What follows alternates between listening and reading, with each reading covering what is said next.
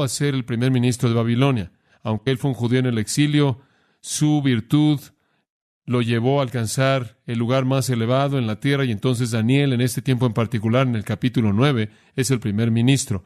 El imperio babilonio, no obstante, ha sido derrotado. Y durante un año, los medos y los persas han estado en el poder, y el rey llamado Darío, quien yo creo que es el mismo que Ciro, Darío, siendo un título en lugar de un nombre, está en el poder. Y entonces encontramos que en este tiempo en particular, el pueblo de Dios ha estado en la cautividad por casi 70 años. Han soportado el imperio babilonio y la caída del imperio babilonio, y ahora están viviendo bajo el poder de los medo-persas. Lo que es interesante, Daniel de nuevo, debido a la capacidad de su naturaleza, debido a la virtud de su vida, debido al impacto que había hecho en la sociedad, mantuvo su posición en el imperio, aunque la estructura del imperio cambió. Entonces Daniel todavía es primer ministro en una tierra extranjera. Algunos eruditos creen que es alrededor del 537 a.C., alrededor de ese tiempo. Israel ha estado en la cautividad, o Judá ha estado en la cautividad casi 70 años ya para este punto. De hecho, algunos creen que desde la primera deportación es el año número 69. Y debido a que Daniel estuvo en la primera deportación, él ha estado muy preocupado porque los 70 años están llegando a su fin, porque Daniel había sido expuesto a los escritos de Jeremías. Regrese al versículo 2 del capítulo 9. En el año primero de su reinado, del reinado de Ciro o Darío, el hijo de Asuero, yo, Daniel, miré atentamente en los libros el número de los años.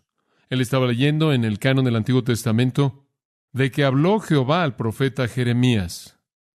Ahora, Jeremías había mencionado varias veces que la cautividad sería una cautividad de 70 años.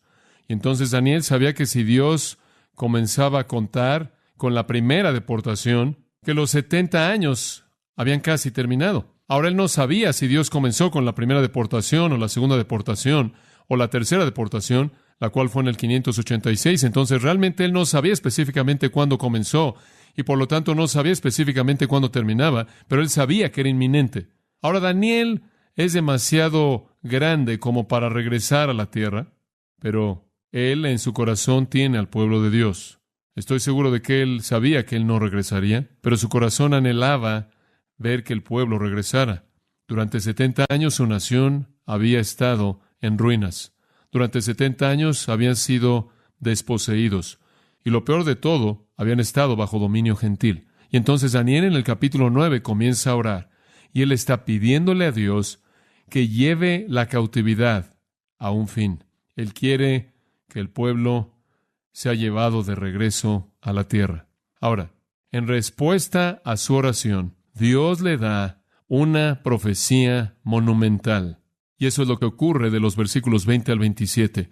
Su oración es del versículo 3 al 19. Ahora, mantenga en mente que esta no es la primera gran profecía dada a Daniel. Daniel recibió otras afirmaciones sorprendentes por parte de Dios. Usted recordará que las primeras dos grandes profecías que Daniel recibió estuvieron en el capítulo 2 y en el capítulo 7. Y ambas trataron con los imperios mundiales gentiles. El capítulo 2 le dio a Daniel un panorama amplio de la historia mundial gentil, los 4 grandes imperios que serían sucedidos por un imperio final grande, un quinto, el cual sería el reino del Dios Altísimo y de su Hijo, el Señor Jesucristo. Después, en el capítulo 7, Dios le dio esa misma visión en otro formato y añadió el elemento entero del anticristo y cómo el gobierno mundial, en su forma final, de la fase final del poder gentil mundial terminaría. Entonces, las visiones de Daniel hasta este punto han estado relacionadas primordialmente con las potencias mundiales gentiles. Pero desde el capítulo 7, versículo 28 en adelante, el enfoque se vuelve de los gentiles y se concentra en los judíos, Israel, el pueblo de Dios. Y el capítulo 9 nos da esta gran profecía del pueblo de Dios. Si usted ve el versículo 24, le dará una pista. 70 semanas están determinadas sobre tu pueblo y sobre tu santa ciudad. Y esa es una afirmación del contenido básico de esta profecía, que se relaciona con Israel o Judá, si usted lo está viendo desde el punto de vista del reino del sur. Conforme el capítulo 9 abre, el pueblo todavía está en la opresión, están bajo un gobierno extranjero, su tierra está en manos paganas. Su ciudad santa está en ruinas, su templo está en ruinas y están listos para regresar. Y Daniel sabe que el tiempo se acerca y entonces ora. Ahora, conforme esto se abre para nosotros, de los versículos 20 al 27, quiero que vea tres características y tres personajes principales. Número 1, las circunstancias de Daniel. Número 2, la venida de Gabriel. Y número 3, la comunicación de Dios. Tres características, tres personajes principales. Las circunstancias de Daniel, la venida de Gabriel y la comunicación de Dios. Veamos en primer lugar las circunstancias de Daniel en el versículo 20. Y por cierto, lo encontramos en circunstancias muy familiares. Aún estaba hablando y, ¿qué? Orando. Si en algún punto hubo un hombre en la Biblia que estuvo asociado con la oración, es Daniel, ¿no es cierto? De hecho, él estaba tan comprometido con la oración que lo llevó a un foso de leones. Daniel fue un hombre de oración. Daniel estaba orando. Si usted regresa al versículo 3 del capítulo 9, usted encontrará el comienzo de su oración. Y volví mi rostro a Dios el Señor, buscándole en oración y ruego, en ayuno, cilicio y ceniza. Y oré a Jehová mi Dios. Este es un hombre que toma en serio su oración. Esto no es caprichoso. Esta no es una emoción pasajera. Este es un hombre que está determinado en orar con gran compromiso. Daniel fue un hombre de oración. De hecho, fue en el capítulo 6, usted recordará, que este gran compromiso con la oración fue la trampa que usaron para arrojarlo a los leones. Pero él nunca titubeó. Si usted regresa al capítulo 6, versículos 10 y 11, usted encuentra que no importó cuál fue el decreto del rey, Daniel iba a orar sin importar lo que pasara, y Dios lo sostuvo debido a su fidelidad. Él vio hacia Jerusalén como era su costumbre y oró 3 veces cada día, porque así es como él había sido preparado y estaba comprometido con hacer eso, y entonces lo encontramos en una circunstancia común. Ahora observe de nuevo el versículo 20 y usted encontrará ahí 4 verbos que son importantes. Aún estaba hablando, llorando y confesando mi pecado y el pecado de mi pueblo Israel, y derramaba mi ruego delante de Jehová mi Dios por el monte santo de mi Dios. 4 verbos: hablando, orando, haciendo confesión y rogando. Simplemente 4 maneras de hablar acerca de su oración. 4 elementos. 4 ingredientes, 4 facetas. Y creo que, en cierta manera, están ahí para resumir en cierta manera los versículos 3 al 19. Esos 4 verbos, por cierto, se repiten en algún lugar en la oración en los versículos 3 al 19. Y entonces, esta es la manera en la que el Espíritu Santo está diciendo. Ahora, mientras que Daniel estaba orando esa oración y el Espíritu Santo simplemente escoge 4 verbos seleccionados de el contenido de la oración para resumirla. Mientras que Daniel estaba en medio de la oración, en otras palabras, la idea es que antes de que la oración hubiera terminado, mientras que todavía estaba orando, Dios comenzó a moverse. Ahora podríamos decir mucho acerca de Daniel, pero creo que quizás lo más grande acerca de Daniel está al final del versículo 20 en términos del enfoque de su oración. Hay muchas cosas en las que usted se podría enfocar en la oración. Daniel tuvo el enfoque correcto. La mayoría de la gente tiene el equivocado. Créalo o no, la mayoría de la gente, la mayoría de nosotros incluidos, en la mayor parte del tiempo oramos para consumirlo en nuestros propios deseos. Esa es básicamente, simplemente la manera en la que oramos. Señor, dame esto. Señor, protégeme de aquello. Señor, asegúrate de que tenga lo que necesito. Señor, yo. Pero ese nunca fue el enfoque de Daniel. Él estaba hablando, llorando y confesando su pecado y los pecados de su pueblo, Israel, y presentando su ruego, presentándolo delante de Jehová mi Dios. ¿Y con qué propósito? Por el monte santo de mi Dios. Fue por causa de Sión. Fue por la persona de Dios. Fue por su nombre santo. El monte representando toda su gloria. Él oró por la gloria de Dios y ese fue el corazón y el enfoque de su oración. Me entristece tanto cuando oigo a la gente decir, bueno, necesitas demandar esto de Dios y demandar aquello de Dios y debes decirle a Dios que te tiene que dar esto y tienes que reclamar esto y aquello. Daniel oró por la gloria de Dios, no por su satisfacción personal. Y en respuesta a eso, él recibió una profecía sin paralelos. Y creo que conforme pensaba en esto, no puedo evitar sino pensar que Daniel recibió una respuesta tan increíble. Me pregunto si mi vida de oración pudiera ser alterada de tal manera que Dios pudiera mostrar tal gracia como para hacer en mi vida simplemente una parte de las cosas maravillosas que hizo en la vida de Daniel. Y como resultado de eso, regresé a lo largo del capítulo y comencé a volver a aprender, porque había olvidado algunas de ellas ya para este punto. Volví a repasar las características de la oración de Daniel, que liberó una palabra como esta por parte de Dios. No podía evitar sino pensar, ¿qué hay en la oración de Daniel que causó una respuesta así? De hecho, en el versículo 21 dice, sí, mientras que estaba hablando en oración, el varón Gabriel, a quien había visto en la visión al principio, voló rápidamente y me tocó. Ahora escuche esto. Digo, el hombre ni siquiera había dicho amén antes de que el ángel llegara con la respuesta. Ahora, esa es la manera en la que debemos orar. Y cuando la respuesta llegó, fue una respuesta más maravillosa de lo que jamás alguien se podría haber imaginado. ¿Cómo es que alguien puede orar para recibir una respuesta divina como esta? ¿Cómo es que alguien puede orar como para ser tan bendecido? Entonces regresé a lo largo del capítulo y lo haré únicamente brevemente para usted. ¿Qué estuvo bien en la oración de Daniel? ¿Qué lo hizo una oración que fuera respondida de esta manera? ¿Qué había en esta oración que tocara a Dios de esta manera? Porque parece que a veces cuando oramos y no tenemos el sentido del toque de Dios, ¿qué hubo ahí? Recuerde, si es tan amable, en primer lugar, él oró en respuesta a la palabra de Dios. Él oró en respuesta a la palabra de Dios. Su oración nació de la experiencia de la palabra. Ese es el versículo 2. Entendí por los libros el número de los años. Estaba leyendo Jeremías y volví mi rostro al Señor. En otras palabras, los parámetros de sus oraciones fueron establecidos por la palabra de Dios. Él oró dentro del marco de la revelación de Dios. Él probablemente leyó Jeremías 25:11, Jeremías 25:12, Jeremías 29:10, porque todos esos versículos hablan de los 70 años. Y él dijo, yo sé cuál es el propósito de Dios. El propósito de Dios son 70 años.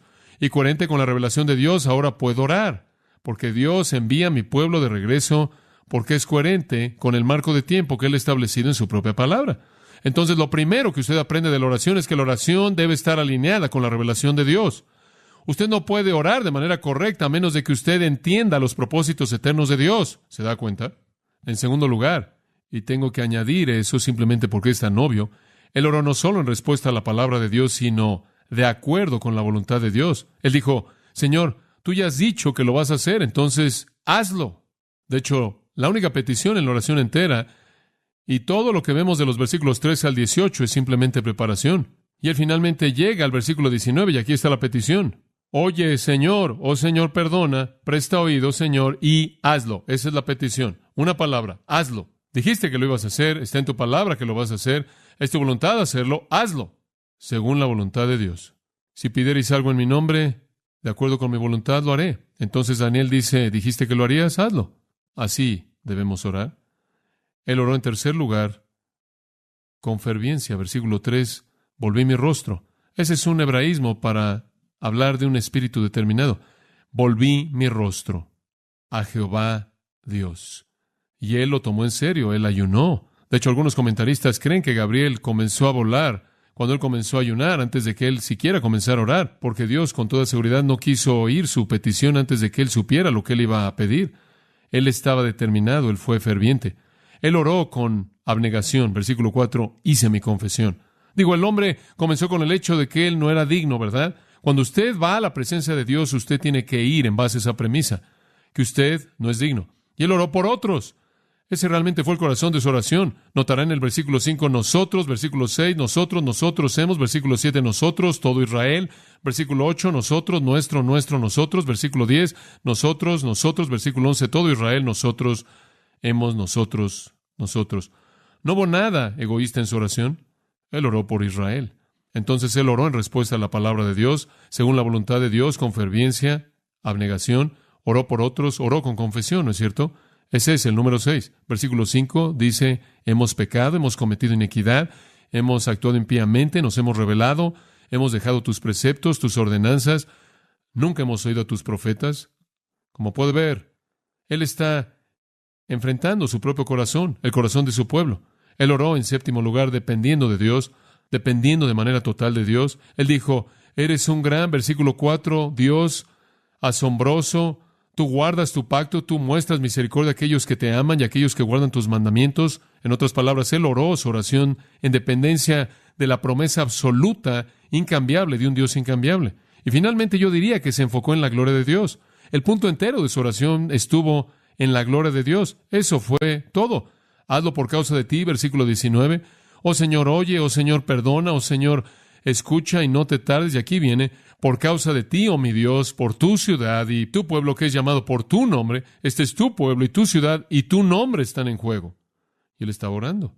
Y él estaba orando de la manera correcta. Hay otra pequeña nota acerca de su oración también en el versículo 21. Obsérvelo. Dice al final del versículo que el ángel Gabriel vino, y me gusta esto, vino a mí como a la hora del sacrificio de la tarde. Ahora, eso es algo muy especial, la hora del sacrificio de la tarde. Daniel había traído su oración a Dios en un tiempo muy, muy especial. Este era el tiempo del sacrificio de la tarde. Y también era un tiempo de oración. 3 de la tarde era el tiempo. Esdras 9 indica que este tiempo también fue un tiempo de oración en el versículo 5. Pero tradicionalmente este fue un tiempo muy especial en la tarde. Daniel, cuando estaba viviendo en Jerusalén antes de la cautividad como niño, habría recordado, el humo se levantaría del templo porque un cordero había sido matado y el cordero era matado para el pecado y ofrecido a Dios. Los pecados eran confesados. El que traía al cordero colocaba sus manos sobre el cordero y de esta manera simbolizaba identificación y confesaba su pecado con sus manos sobre el cordero, y después el cordero era ofrecido como un sacrificio. Daniel habría recordado eso, y él también habría recordado que se ofreció una comida y también una ofrenda de bebida asociada con ese sacrificio. Pero permítame tan solo darle un pequeño pensamiento aquí. ¿No es interesante que 69 años después él todavía es fiel al sacrificio de la tarde, aunque él no ha estado en uno durante 69 años y aunque no hay un templo que él vea? Ahora, ya hay un hombre que no olvida, y esa fue la clave de su éxito espiritual. Muchas personas se fueron de Israel, se metieron en una tierra pagana y olvidaron todo, pero no Daniel. Recordar de nuevo ancla el alma. Y entonces él recordó. Él pudo recordar, aunque no había habido un sacrificio desde el 586 a.C. Y ahí estaba él, y qué momento tan apropiado fue para confesar sus pecados. Él estaba confesándolos. Y yo simplemente creo que diariamente a las 3 de la tarde pudo haberlo hecho porque, debido a la tradición en la que él fue creado, su tiempo de confesar pecados, aunque no se había ofrecido sacrificio. Y entonces Daniel vino a Dios en oración, pero él vino con un sentido de la necesidad de una limpieza. Entonces él estaba orando. Las circunstancias de Daniel. En segundo lugar, la venida de Gabriel. Versículo 21. Y este es realmente un texto maravilloso. Observe y vea lo que sucede. Aún estaba hablando en oración cuando el varón Gabriel, a quien había visto en la visión al principio, volando con presteza, vino a mí. Ahora, qué cosa tan sorprendente. Daniel todavía está orando y el ángel llega antes de que él siquiera termine. Ahora, eso le dará a usted una pequeña idea de cuán rápido vuelan los ángeles. El cielo no está muy lejos cuando usted tiene un cuerpo sobrenatural. Observe que dice el varón Gabriel o el hombre Gabriel. Ahora, eso no es para negar que él es un ángel. Únicamente es para identificarlo con la aparición previa en el capítulo 8, versículo 16, porque en el capítulo 8, versículo 16, recordará cuando Daniel estaba ahí en la costa del río Ulai, él oyó la voz de un hombre y la voz del hombre lo llamó y dijo: Gabriel, haz que este hombre entienda las visiones. Entonces, cuando él se acercó en donde yo estaba y cuando él vino, tuve miedo y caí sobre mi rostro, y él me dijo: entiende, oh hijo del hombre, y demás. En el 8º capítulo, Daniel confrontó a Gabriel, el ángel, en una forma humana. Y la razón por la que él es llamado aquí, el varón Gabriel, probablemente es mejor entendida como una manera de identificarlo con la misma forma visible. Como puede ver, si él hubiera venido únicamente como un ser espiritual, Daniel no habría sabido que era Gabriel, porque Daniel no habría sabido cómo se veía Gabriel, pero fue Gabriel. Y yo creo que Dios quería que Daniel supiera que era Gabriel. ¿Por qué? Porque yo creo que Gabriel es un ángel mensajero de clase 1. Y Daniel debía saber que esta era una entrega de alta prioridad, de prioridad 1, y que él estaba recibiendo a Gabriel. Entonces la referencia al varón Gabriel no es una negación de que él es un ángel, sino que sirve para ligarlo con la visión del capítulo 8, versículos 15 y 16, en donde él apareció en la forma de un hombre. Y Daniel hace ese comentario cuando él dice a quien había visto en la visión al comienzo. Por cierto, también podría notar también que la palabra para varón aquí, la palabra ish, algunas veces es usada de un siervo y podría ser en ese sentido también que él es llamado hombre porque él actúa como un siervo de Dios. Y por cierto, la palabra Gabriel, ¿alguna vez ha pensado en esa palabra? Las últimas 2 letras de esa palabra significan el nombre de quién? De Dios. Y literalmente él significa el fuerte, Dios el fuerte. Y la primera parte de Gabriel viene de la palabra hebrea, básicamente la palabra es Gabar. Y Gabar significa el fuerte. Entonces es el hombre el fuerte, Dios el fuerte. O es el hombre fuerte de Dios, el fuerte del Dios fuerte. Ese es su nombre. Y él fue el mensajero celestial clave. ¿Quién fue el que le anunció a Zacarías el nacimiento de Juan el Bautista? Gabriel. Y él fue el hombre más grande que jamás vivió hasta su época. Jesús dijo eso en Mateo 11:11. Anuncio importante. ¿Quién fue el que le anunció a María el nacimiento de Jesucristo en Lucas 1:26? Gabriel. Ahora esta es una función repetida de los ángeles santos en las Escrituras. Los ángeles estuvieron involucrados en la revelación de la ley a Moisés. Usted puede encontrar eso en el 7º capítulo de Hechos, en el sermón de Esteban. Él dice que los ángeles entregaron la ley a Moisés. Zacarías dice que hubo un ángel que me habló e interpretó las visiones de Dios. Gran parte del libro de Daniel, gran parte del libro de Apocalipsis vino a través de ángeles. Los ángeles fueron usados como mensajeros de Dios. Ahora de regreso al versículo 21. Este ángel voló rápidamente. Tan rápido que llegó ahí antes de que Daniel terminara de orar. Y por cierto, simplemente mantenga esto en mente. Los ángeles literalmente no son omnipresentes, entonces tienen que ir de algún lugar a otro lugar, ¿verdad? Entonces es cuestión de velocidad. Es correcto, es cuestión de velocidad.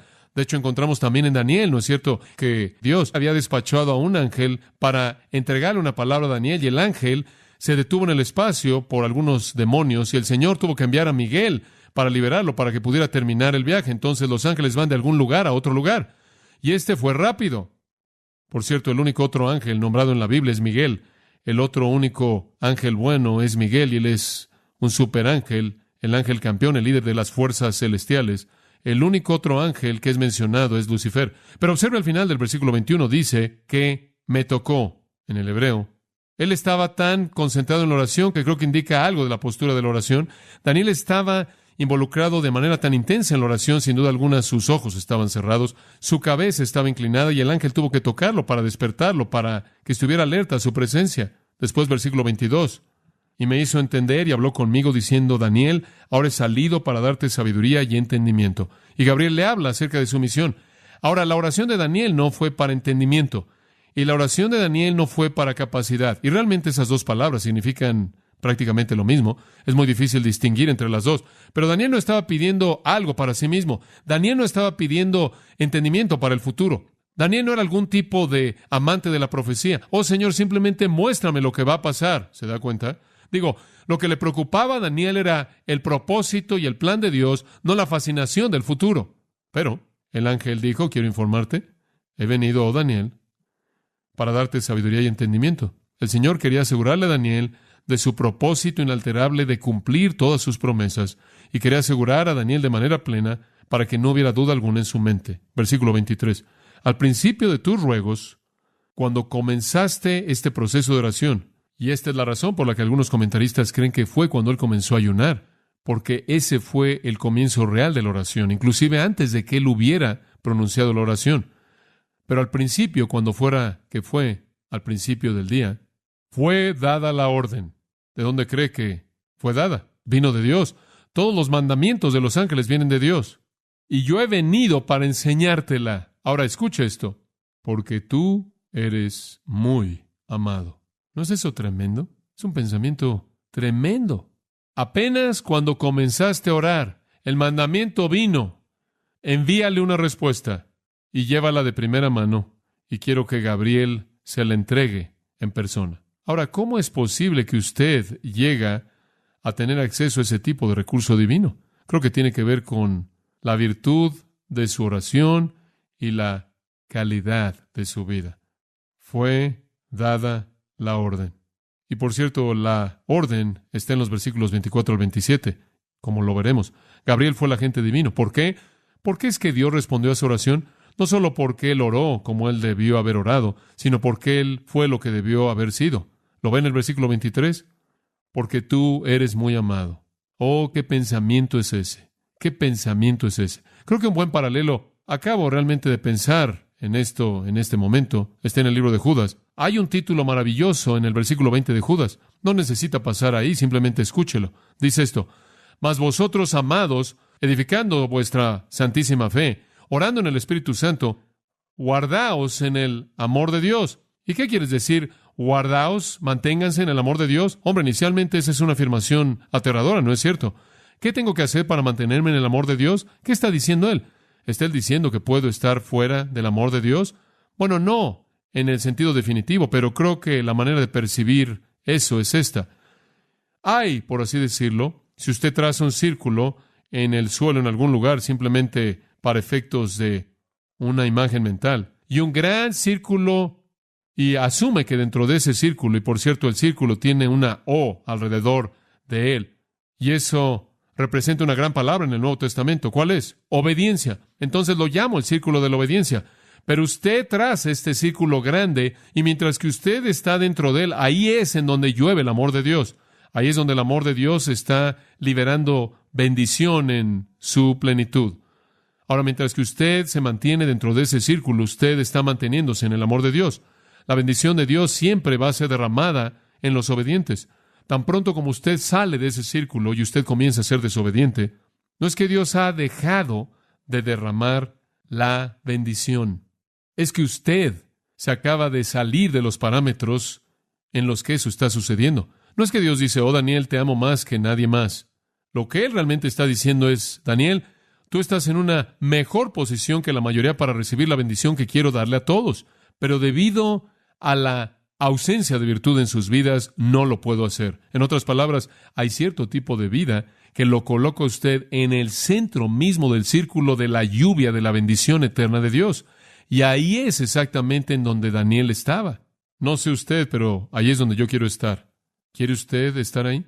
Yo pienso en esto y después pienso en Juan. Él dice: porque tú eres muy amado. Y Juan, cuando él escribe acerca de sí mismo, él dice: y ahí estaba Pedro, y estaba Andrés, y ahí estaba Jacobo, y después ahí estaba el discípulo a quien ¿qué? Jesús amaba. Digo, ¿por qué llamarse a usted mismo Juan cuando usted se puede llamar así, verdad? Y entonces Daniel, no solo debido a que su vida de oración era correcta, sino que su virtud era correcta, estaba tan bien, él fue grandemente amado por Dios. ¿Sabe lo que eso también me dice? Eso me dice que Dios tiene la capacidad de responder a mi obediencia, que Dios de hecho derrama bendición cuando yo soy obediente a Él. Yo quiero ser muy amado porque quiero experimentar lo que eso significa para su gloria.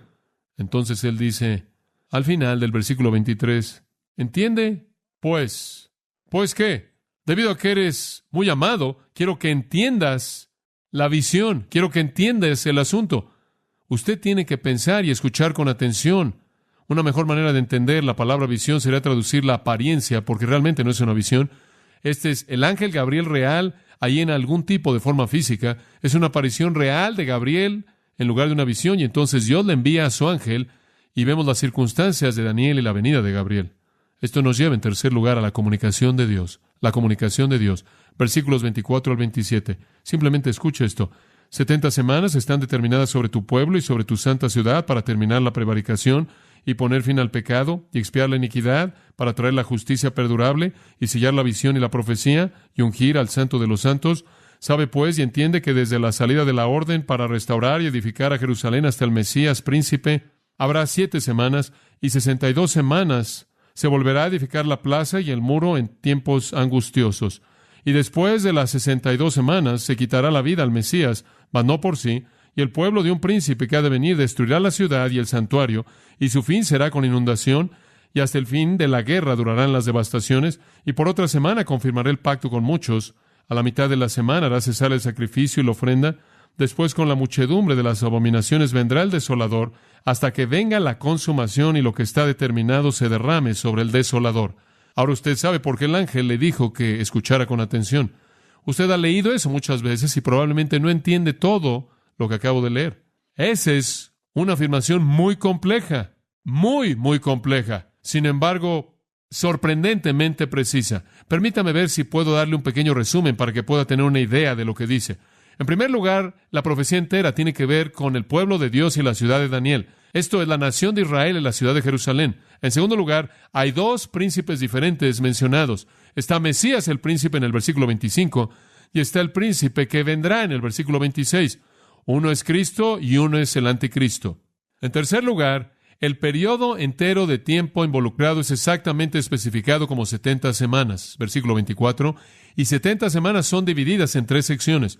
La primera sección son 7 semanas, la siguiente son 62 semanas, y la última es 1 semana. Entonces usted tiene 3 segmentos. El periodo de tiempo entero comienza, según el versículo 25, con la salida del mandato a restaurar y reedificar Jerusalén. El fin de todo, en el versículo 25, es cuando el Mesías, el príncipe, viene. Ahora eso es simplemente un panorama general, y lo veremos conforme avanzamos a lo largo de este texto. Observa el versículo 24, y no lo vamos a terminar. De hecho, quizás no lleguemos tan lejos como pensaba llegar esta noche, pero vamos a entrar al versículo 24 por un momento. 70 semanas están determinadas sobre tu pueblo. Ahora quiero que observe la palabra determinadas. Esta es una indicación divina. Esto nos dice que Dios tiene un plan, que Dios diseña el curso de la historia, que Dios ha predeterminado lo que está pasando. Es la suposición de un plan de Dios. De hecho, la palabra hebrea para determinadas es una palabra fascinante. Literalmente significa cortar algo.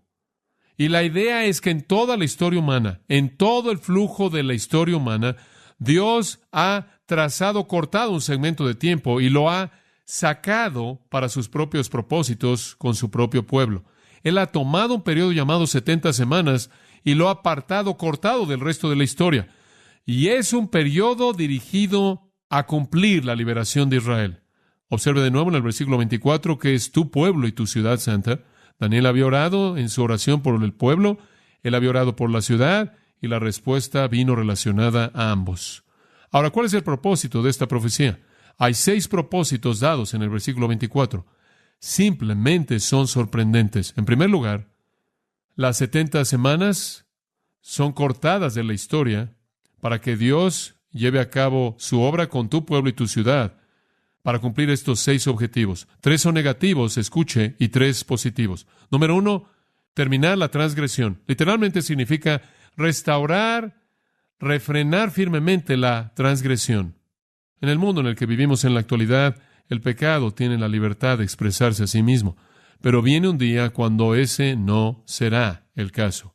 Viene un día cuando cada vez que el pecado levanta su cabeza, será aplastado con una vara de hierro. Será refrenado de manera firme y la libertad del pecado de expresarse a sí mismo se acabará.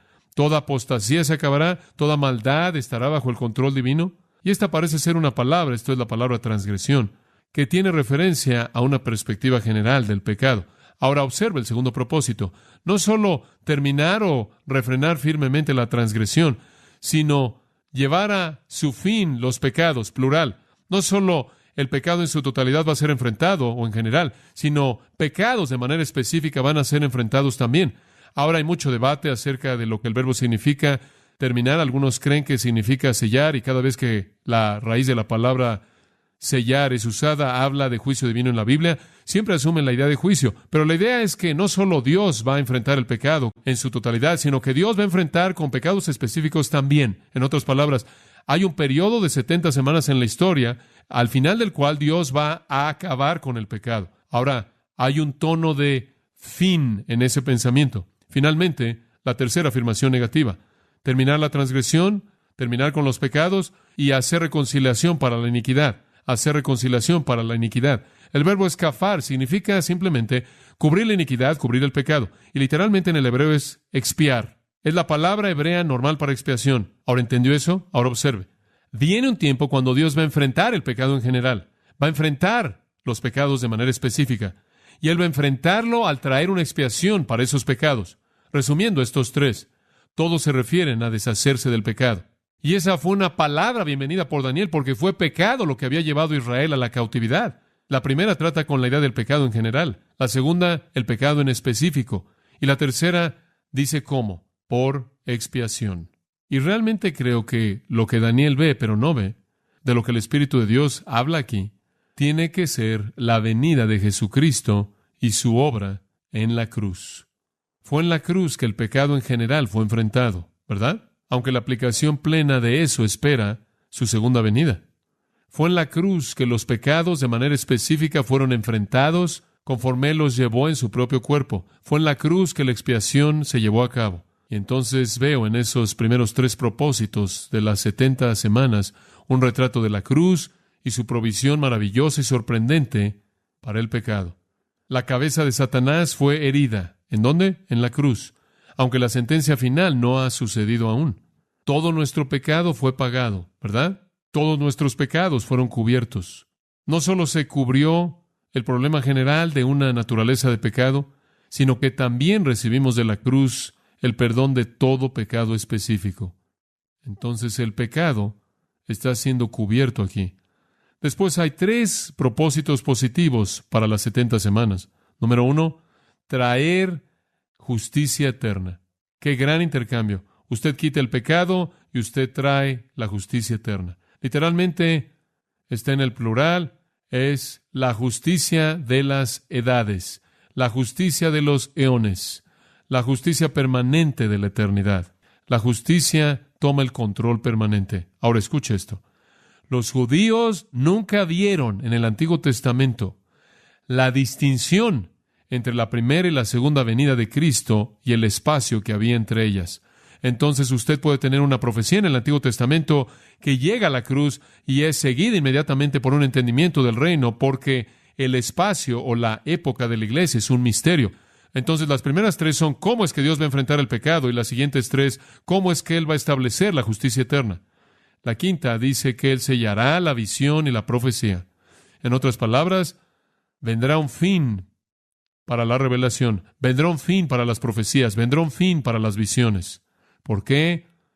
Porque en su reino grande, glorioso y eterno, cuando esté finalmente establecido, conoceremos como somos conocidos, la revelación cesará, todo el conocimiento será nuestro. Algunos creen que Él está hablando de que se terminará el Nuevo Testamento, que está diciendo que el canon del Nuevo Testamento será terminado. Pero no adopto esa postura por la razón que dice que habrá un fin para la profecía, y habrán profecías y visiones que ocurrirán al inicio del reino, según Joel 2. Entonces tiene que haber lugar para eso en el futuro. Entonces veo esto como la consumación final. Y no puede ser demasiado quisquilloso con encajarlo todo en un pequeño bosquejo cronológico. Lo que el profeta está diciendo es que viene un tiempo cuando el Mesías vendrá, y el Mesías terminará con el pecado, y el Mesías traerá el reino de justicia eterna, y no habrá necesidad de que nosotros estemos recibiendo pequeñas revelaciones especiales, porque todo nos será descubierto. Todo. Y creo que Él ve, especialmente en un contexto judío, la glorificación de los santos judíos en el reino. Finalmente, esta es una buena palabra al final del versículo 24. Y vamos a parar con esto. Ungir, ahora escucha esto, el santo, o mejor, un santo de santos, o un santísimo. Ahora, ¿qué es esto? La mejor traducción, amados, es un santo de santos. Y lo que está diciendo es simple. La frase santo de santos se refiere o al lugar santísimo en el tabernáculo o al lugar santísimo en el templo. Y yo creo que lo que está diciendo es que al final, con la justicia eterna y con conocimiento completo, conoceremos como somos conocidos. También se establecerá un templo en el reino. Y lo único que tiene que hacer es leer Ezequiel 40 al 48 para encontrar esa confirmación. Este es el templo restaurado del reino milenario. Entonces usted entiende el panorama, ¿verdad? Resumiéndolo, usted tiene una profecía aquí. Y si esto no abre su apetito para la semana próxima, no sé cómo hacerlo. Usted tiene una profecía aquí que se estira desde el día de Daniel hasta el tiempo cuando el Mesías viene, cuando Él acabe con el pecado y los pecados, y Él expía, y Él establece un reino de justicia eterna, y Él termina con las visiones y las profecías. Un pensamiento maravilloso. Y Él construye un templo milenario magnífico e incomparable.